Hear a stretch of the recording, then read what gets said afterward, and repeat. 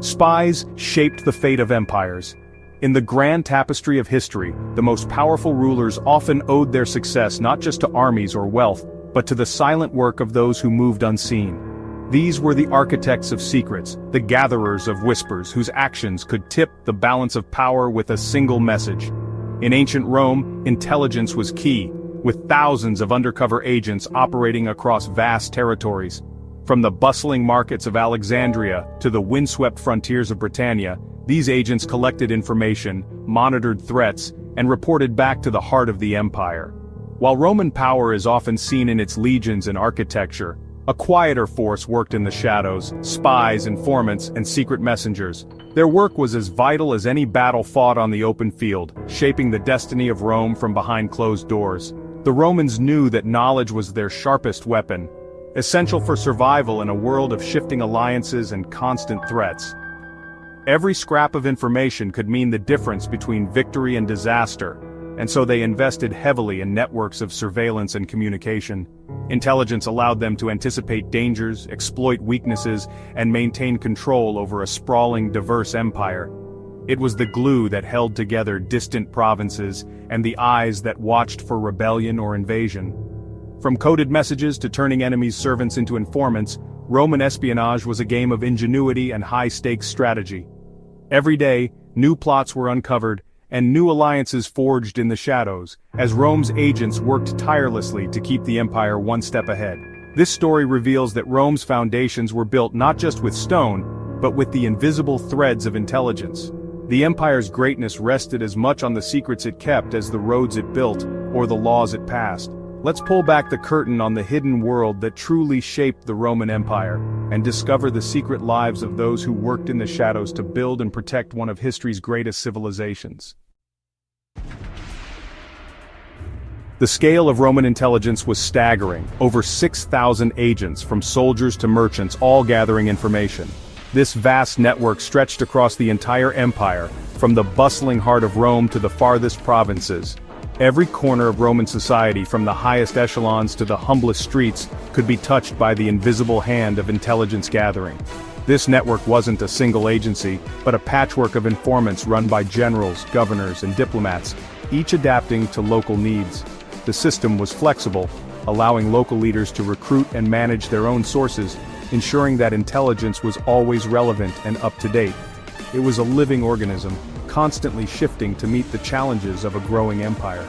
Spies came from every walk of life: slaves, dock workers, merchants, even courtiers in rival kingdoms. Anyone with access to valuable information could be drawn into the web, whether by choice or by force.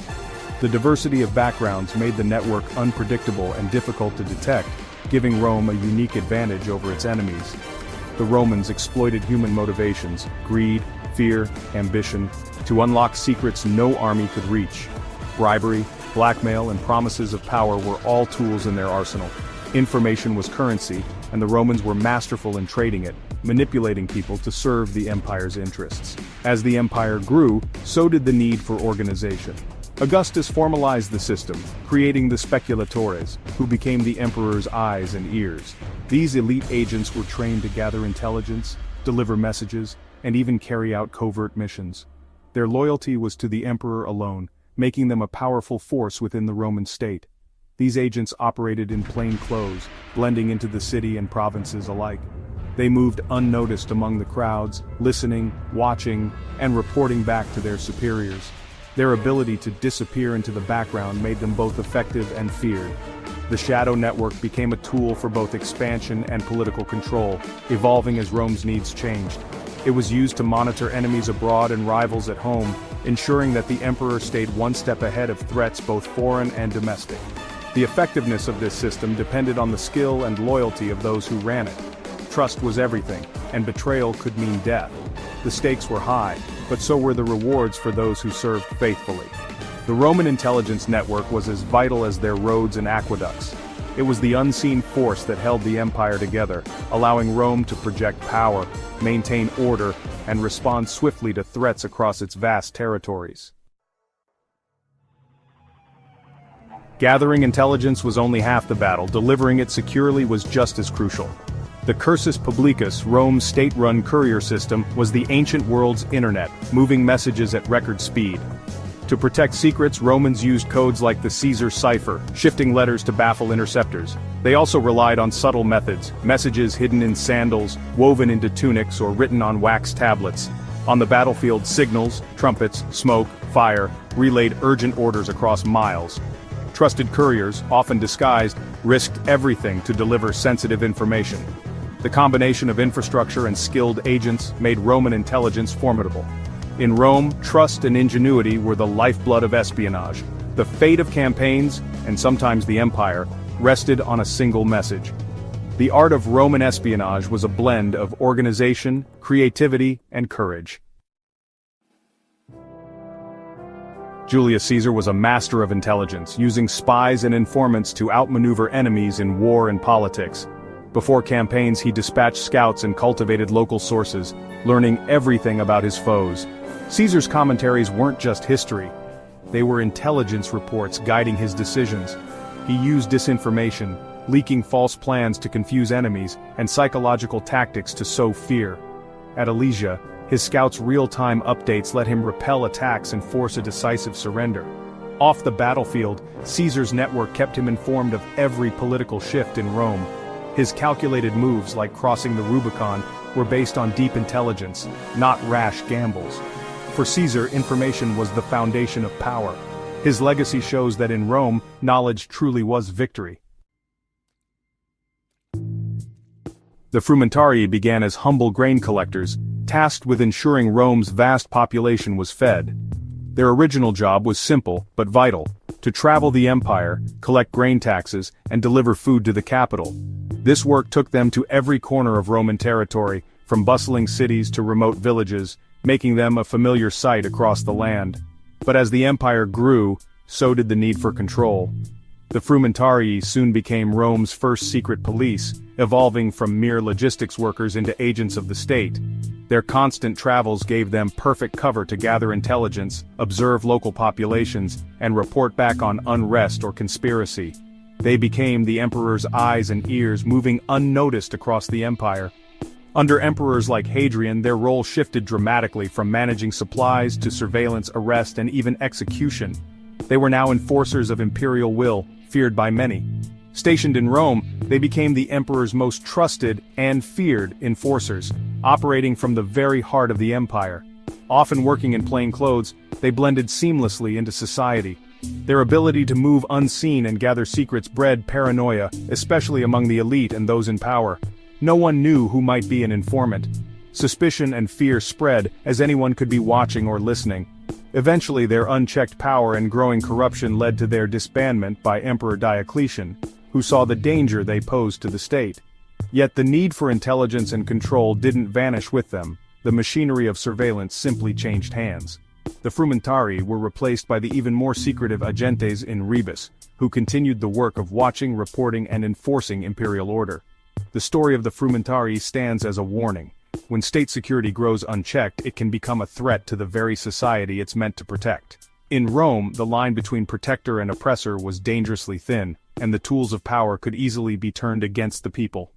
The frumentarii's rise and fall remind us that those who guard the empire can also threaten its freedom. The evolution of the frumentarii reveals how intelligence and surveillance can shape, and sometimes endanger, the fate of an entire empire. In Rome, the deadliest threats often came from within: ambitious senators, generals, and aristocrats. Political espionage was essential. Every leader had informants in the forum, senate, and rival households. Spies could be freedmen, clerks, or servants, bribed or loyal, reporting on every whisper and alliance. Cicero's exposure of the Catilinarian conspiracy was a triumph of intelligence, saving the Republic. Emperors relied on the Praetorian Guard and frumentarii to monitor the city and suppress dissent. This climate of suspicion discouraged open opposition, driving conspiracies underground.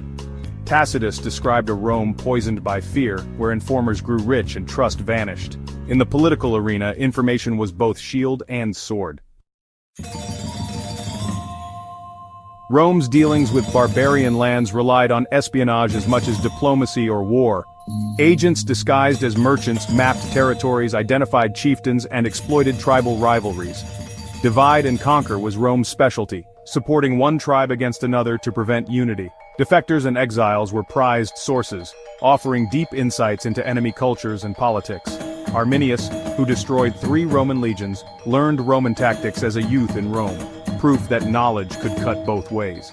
Rome also faced foreign spies, especially from Parthia, and kept tight border controls to manage the flow of information.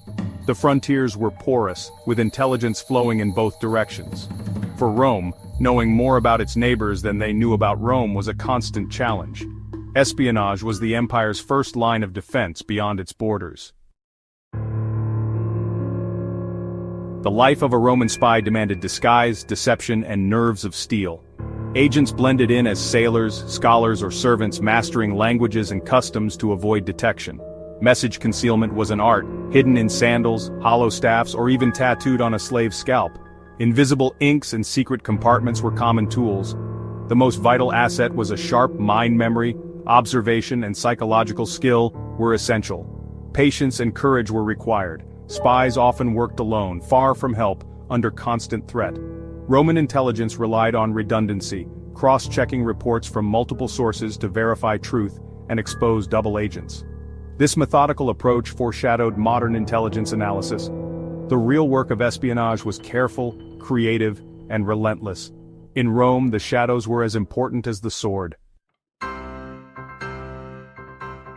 Roman espionage was the invisible force that held the empire together. Intelligence allowed Rome's rulers to control vast territories, anticipate threats, and outmaneuver rivals. Their methods, scouts, ciphers, couriers, disinformation, and secret police, set the template for centuries to come. The story of the Frumentarii warns of the dangers of unchecked power, but also shows the necessity of information and governance. Rome's global perspective, drawing on reports from every corner, was its greatest advantage. The empire's true strength lay in its ability to gather, analyze, and act on intelligence. The unsung architects of Rome's power were its spies, shaping history from the shadows. In Rome, as now, knowledge was the ultimate power.